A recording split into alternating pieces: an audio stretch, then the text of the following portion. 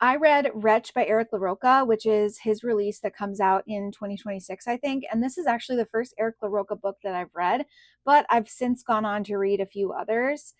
Wretch was so weird. It's about a man who is mourning the loss of his husband and finds this like group who says that they can get in contact with the dead. And he falls into that, and just kind of things get really wacky.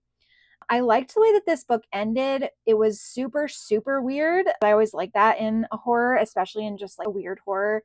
But I don't think that the first 50 to 70% of the book were super necessary. They were very slow from my perspective.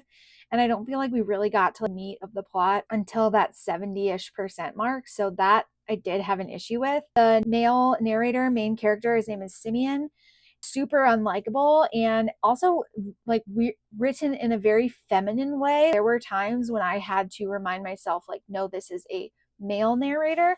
Not that that's a bad thing, just like an interesting choice. um he is a queer person, so it makes sense along that. It was just more feminine inner voice than I was used to for a male main character. Like I said, I like the way that it ended. It's not going to be a book that people who aren't patient will enjoy, but if you are, I think you'll like it. If you find that people mourning is an interesting topic for horror, then I think you'll enjoy it as well.